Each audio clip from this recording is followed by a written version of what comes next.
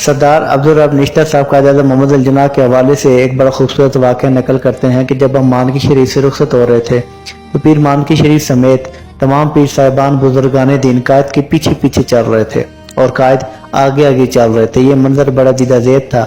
जब मोटर चली तो मैं भागकर कायद के साथ बैठ गया। तो मैंने कायद से कहा कि आज मुझे बड़ी हंसी आई लेकिन मैंने जब्त कर ली। तो कायद ने पूछा कि ऐसा क्यों? तो कहने लगे कि जब हम इन तमाम पीर साहिबान के पास हाजिर होते हैं तो बड़े अदब के साथ दोनों हाथ बांध कर बैठते हैं, लेकिन आज इन तमाम पीर साहिबान को आपके पीछे चलते देखकर तो मुझे बहुत हंसी आई लेकिन मैंने जब्त कर ली। तो इस पर कायद ने इरशाद फरमाया कि तुम सब लोग जानते हो कि मैं मुत्तकी और परहेजगार नहीं हूँ, मैं कोई जाहिद नहीं और ना ही मुत्तकी और जाहिद वाला लिबास पहनता हूँ।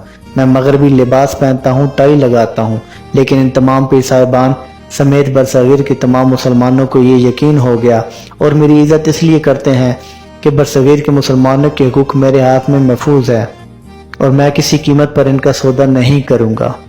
यूं दी हमें आज़ादी की दुनिया हुई हैरान, ए कायद आज़म तेरा एहसान है एहसान।